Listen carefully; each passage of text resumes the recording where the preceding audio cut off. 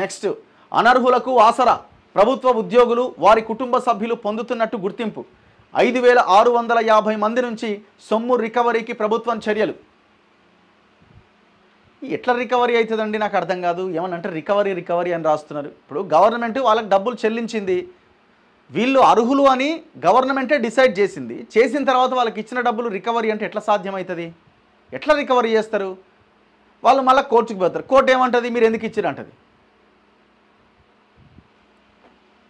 ఇది ఏదో మీద గొప్ప పని చేస్తున్నామని చెప్పుకోవడానికి వార్తలు రాయించుకోవడం తప్ప ఏం ఉపయోగం లేదు వీటి వల్ల. వాళ్ళు ఇచ్చే ఖర్చు పెట్టుకుని అయిపోయాయి. ఎట్లా రికవరీ చేస్తారు మీరు? రాష్ట్రంలో దారిద్ర్య రేఖకు దిగువన ఉండే పేద కుటుంబాల వారికి అందాల్సిన ఆసరా పెన్షన్లు దుర్వినియోగం అవుతున్నాయి. నిబంధనలకు విరుద్ధంగా ప్రభుత్వ ఉద్యోగులు, వారి కుటుంబ సభ్యులు, ప్రభుత్వ కుటుంబ పెన్షన్ పొందుతున్న వారు సైతం ఆసరా పొందుతున్నట్టుగా తెలిపారు. దీనిపైన ప్రభుత్వం విచారణకు ఆదేశించింది. విచారణలో బయటపడిన వారికి ఈ పెన్షన్ రద్దు చేయడంతో పాటు గతంలో పొందిన మొత్తాన్ని రికవరీ చేయాలని ఆదేశించింది. ప్రభుత్వ నిబంధనల మేరకు తెల్ల రేషన్ కార్డు కలిగిన పేద వితంతువులు, ఒంటరి మహిళలు, వృద్ధులు, బీడీ కార్మికులు, రాళ్లు కొట్టేవారు, చేనేత పనివారు, దివ్యాంగులు, డయాలసిస్, పైలేరియా, హెచ్ఐవి రోగులకి ఆసరా పథకం అందుతుంది. దారిద్ర్య రేఖకు దిగువన ఉండి తెల్ల రేషన్ కార్డు ఉన్నవారు ఈ పెన్షన్కు అర్హులు.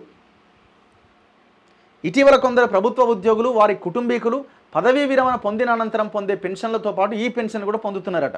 ఇది అన్యాయమే.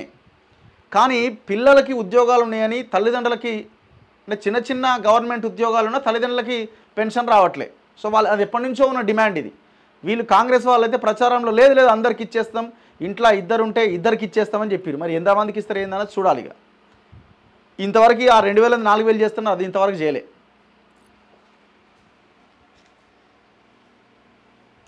ఇప్పుడు అనర్హులకి ఒక్కరికి రావడానికి అవకాశం ఉండొద్దు. గైడ్లైన్స్ చాలా క్లియర్గా ఉండాలి. ఉచిత పథకాల విషయంలో స్ట్రిక్ట్గా మెయింటైన్ చేయాలి. దాంతోపాటు అర్హులకి ఒక్కరికి కూడా ఇబ్బంది కలగకుండా చూడాలి. అప్పుడే పర్ఫెక్ట్గా అమలవుతున్నట్టు లెక్క.